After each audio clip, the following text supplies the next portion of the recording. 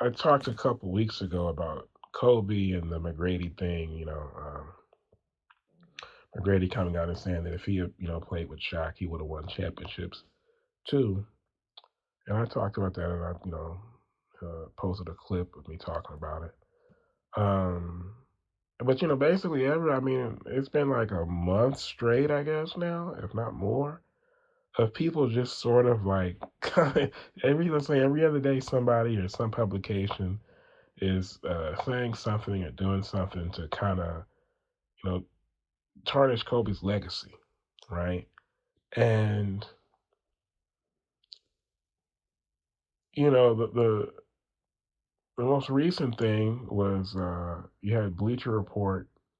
They did their top, I think it was, I don't know if it was top 50 or top 100 NBA players of all time. They had Kobe at 11, outside the top 10. Some people had a problem with that. And then you had just a couple days ago, Shaq coming out and saying that when he was playing for Kobe, when he was playing with Kobe, he had three guys on him, so Kobe gets to go 1-on-1. So if he had had a T Mac or a Vince or these type of people, then he still would have been able to win championships. So I'm not going to go back over that because I said that about McGrady. Obviously, it's the same thing. Like if you look at that 2001 year, I know I just said I'm not going to go back over it, but if you look at 2001, that team in particular was so good that if you swap Kobe out with a McGrady or a Vince Carter or either one of those two players, the Lakers probably still win the championship that year, right? Now Allen Iverson was smaller.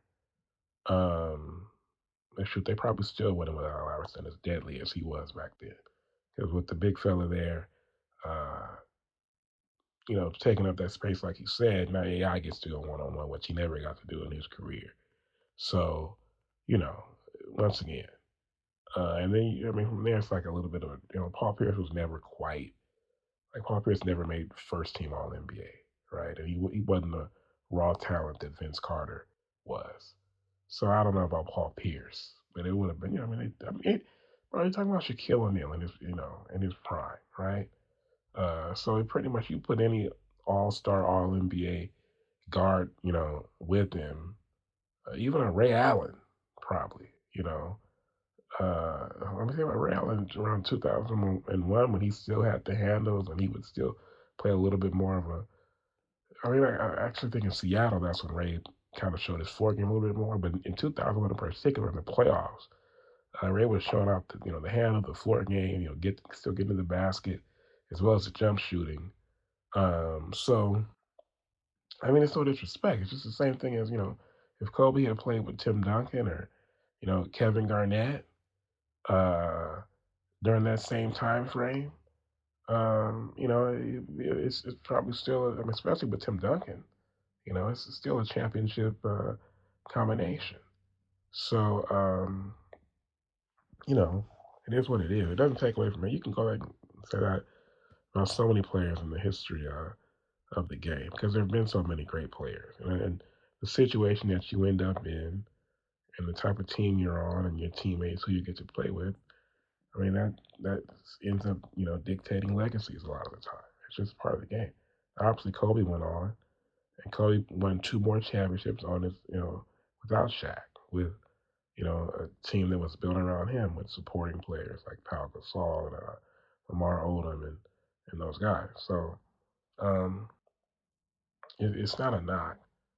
Uh, Now, as far as Bleacher Report having him 11, I actually really don't have a problem with that. I have him.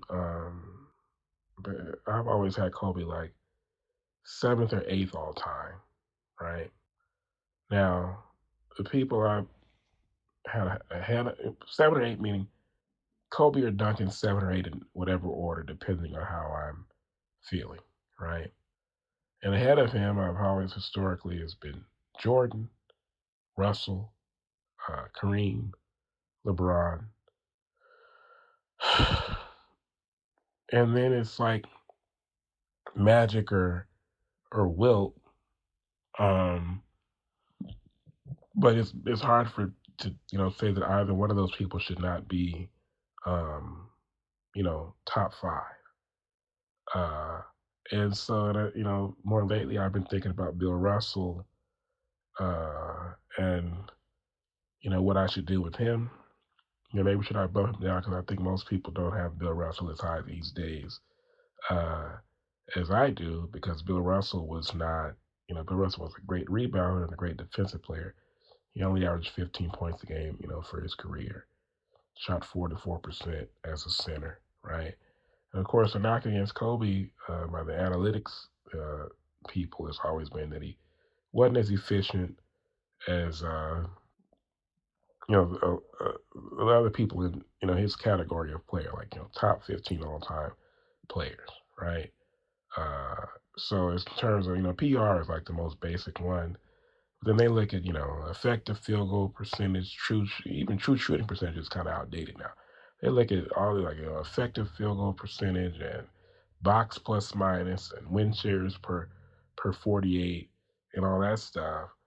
Uh, which is really statistics that I'm not an analytics person. I just know the terms because they always talk about them. But the way I look at it is this, right? Is that to bring McGrady back into it, right? McGrady never made out the first round until like the end of his career when he was a bit player playing with like the Spurs or something, I think. So it's like, but everybody remembers McGrady so fondly. It's like they remember Penny Hardaway so fondly. Everybody remembers Grant Hill very fondly, right? Grant Hill was another person in his prime. He never made out of the first round, right? And they didn't have the most help, but still, right?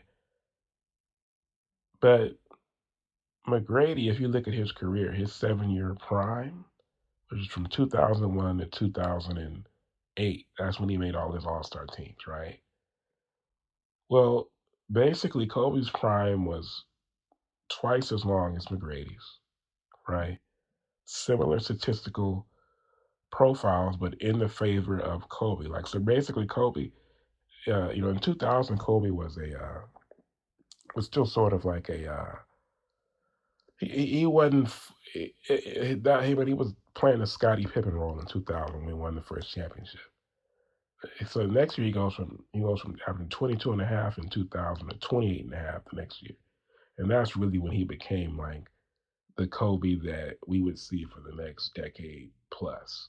He made first team All NBA darn near every year except for one. I think 2005 was the only year after that he didn't make first team All NBA.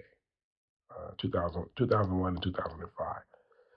And so um, I think that if you look at that, right, yeah, so McGrady really from like 2001 to 2003, that was his peak. Basically, Kobe is like if you take that 3-year peak from McGrady and you spread it out over 13 seasons, that's pretty much what we got from Kobe. And he won 5 championships during that time frame, including winning um, 2 championships, as I said, without Shaq and making the finals another time without Shaq. So basically, what I'm saying is if you take McGrady and as much as people love McGrady and as fondly as people remember him, and you give him Kobe's, I mean, you basically take his prime, extend it by two, and give him 5 championships. Is anybody talking about his effective field goal percentage and his win shares per 48 and his box plus minus? They're not even thinking about that, I don't think. But for some reason, when it's Kobe, people just won't let it be that he was just an awesome basketball player who accomplished so much. It was like people nitpick and look at all this other stuff. I understand that. Yeah, he's not efficiency wise, and that's all they care about now is efficiency. He wasn't as efficient as the other players in that category of players that he's in. I'm the type of guy who feels like as long as you have him in the top 15 all time, I don't really have a problem with you. You know, I know most Lakers fans would, they would spit on me for saying that and thinking that that it would be okay to have him as low as 15 all time. Uh, like I said, I have him top 7, top 8 all time for sure, right? But you know, to me, anything in the top 15, because you're talking about. So I have, let's say I have him 7, I have Duncan 8, I have Shaq, I think I have Bird 9, then I have Shaq 10, then I have Curry 11, and I have Hakeem 12, right? To me that's solid, and everybody after them is not. I mean, I don't, I wouldn't, you know, possibly, move any of those people ahead of. So I'm talking Elgin Baylor, Jerry West, Dr. J, other people inside the top 20. Um, Moses Malone, Barkley, Carl Malone, those type of people. The people who moved up lately. I mean, Kevin Durant, Dirk Nowitzki, uh, those type of guys. Um, you have the players uh, who are stamping their legacy now. The Joker and people like him, Giannis, right? I wouldn't put any of them over. I can't forget about Oscar Robertson now. But Oscar Robertson, you can't put Oscar Robertson over. Oscar Robertson was really, just ahead of his time. But you can't put him over Kobe when Kobe won 5 championships. I know it's different, bro, but at the end of the day, the team you play on, it is what it is. If you were unlucky enough to play on a team that was good enough, and Oscar Robertson ended up winning with Kareem later when Oscar was the sidekick. But while he was, in his prime and averaging triple doubles, he couldn't get it because the Celtics were better. The other teams were better. Oscar was kind of like LeBron in that first Miami stint, but he was like that from like his entire, not Miami, the first Cleveland stint, but he was like that in his entire through his over his entire prime. And that's just unfortunate. You can't take away from the people who happen to play on better teams. Because you can't win championships without being on a great team. Only person who ever won championships without playing for a great team. I think there's been a couple like, Hakeem lifted the Rockets to those 2 championships, right? Especially the first one. And the Duncan Spurs, I never felt like were, like they weren't.